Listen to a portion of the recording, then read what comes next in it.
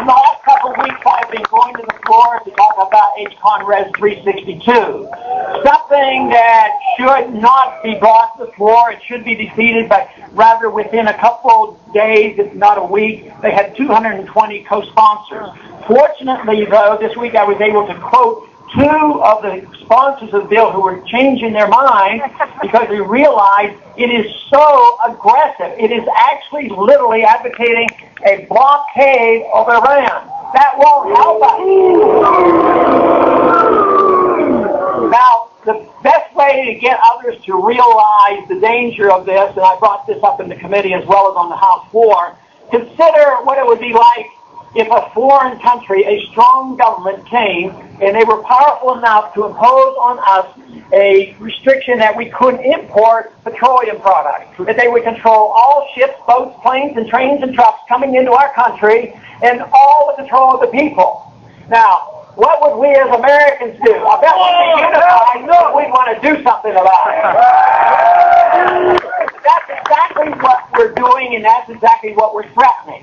At the same time, we're pretending that our policy is supposed to be undermining Ahmadinejad in Iran.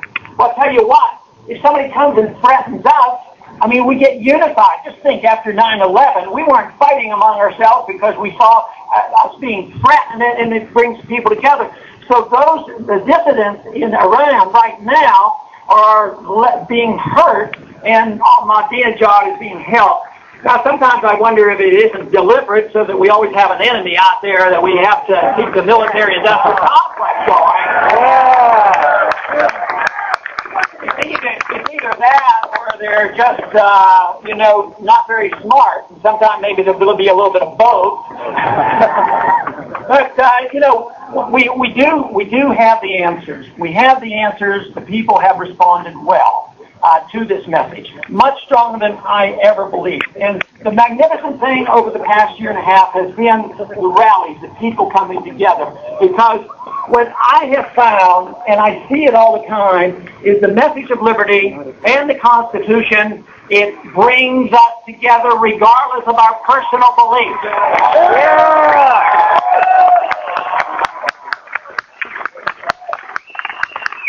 If you know and understand what the First Amendment is all about and what freedom is all about, we can take a crowd like this, and what your personal religious beliefs are not relevant. They're relevant to you and to your family, your children and all, and that's very important in what you do in your community.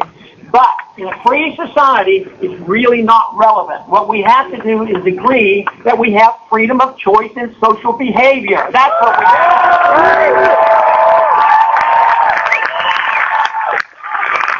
And of course, there are certain groups in Congress a little bit better on protecting those values than others, but unfortunately, they're the same ones who think you don't have a right to spend your own money. Now, our conclusion is, and the freedom message is, in a free society, you have the right to run your own life, you have the right to earn as much money as you want, and you have the right to spend it any way you want.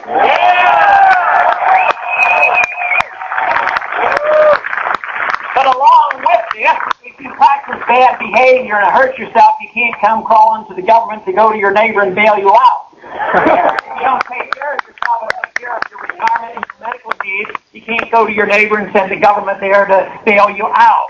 Freedom really works, and it is popular.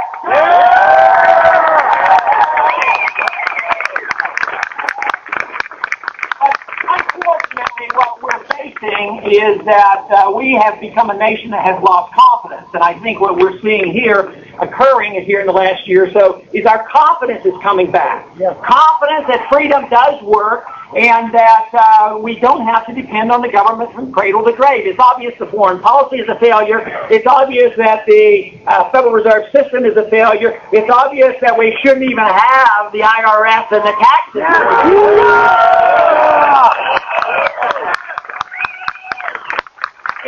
If you look at the entitlement system, that's a total failure. There's only debt there. The elderly now, who have paid into the system, are starting to receive. They have an inflation rate of 10 or 12%, and they get increases in their benefits, maybe 2%. So they're losing. No wonder they feel like there's a recession going on. So and salaries under these conditions never keep up.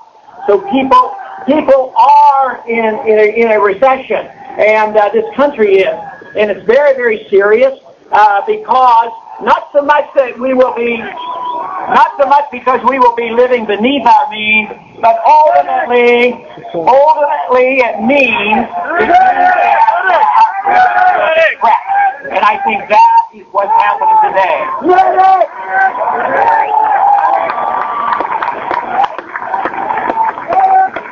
When a country lives beyond its means, it has to live beneath its means. There is a bit of payback. But if we did the right things, if we restored freedom, restored sound money, and went back to work, believe me, it wouldn't take long. We would be back on our feet in no time. The attitude that we have perpetual bailouts, as they propose this week, we're going to make ourselves, the government's going to make us safer by passing FISA so they can spy on us, be hard on us. And then they go and pass $300 billion, which is just a partial payment, in trying to bail out the housing market. That won't work. They don't. The people, they spend money and stimulate the economy. That won't work either. What will work, though, is just looking to our guidelines, looking to the rule of law, and get individuals, men and women of character, up here that will stand on principle and vote only for the Constitution.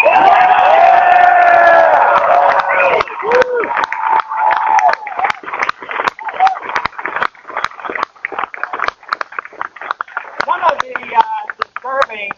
disturbing things that occurred during the campaign, and this did happen, on occasion in the debates. There was one particular debate out in Iowa held by the taxpayers and also a Christian group.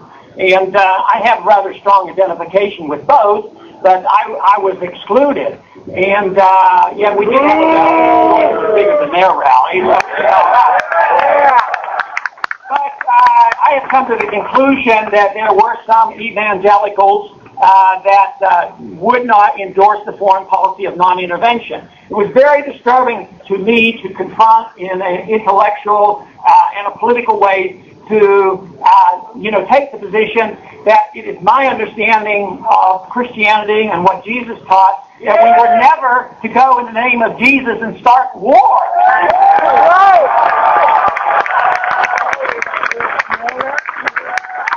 Now, because there was a rather strong element, in spite of the fact that my own district, the people get to know me, I reach out because of the right to life position, the homeschooling position, and because homeschoolers know about the Constitution, I do quite well.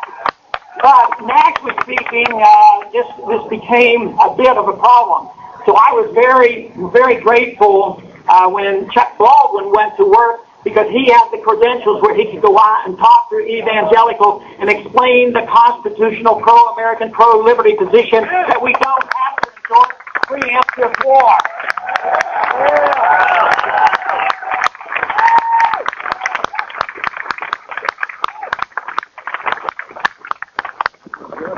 Freedom, about 100 years ago or so, was divided into pieces. It was divided into personal liberty and economic liberty. Our job as freedom fighters now is to bring that concept back together.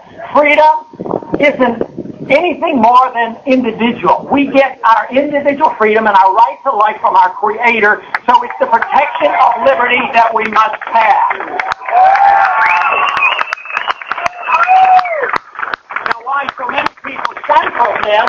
Liberals will shun from it because they're afraid that you might spend your money the wrong way and you might not take care of yourself.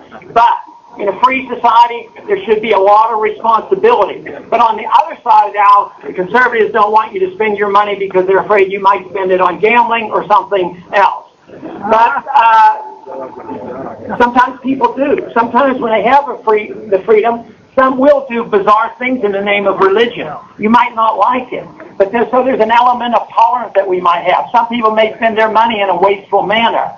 But the one thing that we should not resort to, and what we have resorted to for the last 35 years, is go off on a wild tangent that we are going to tell the people what they can put in their mouths and what they can smoke and what they can drink, and it's none of the government's business. Yeah!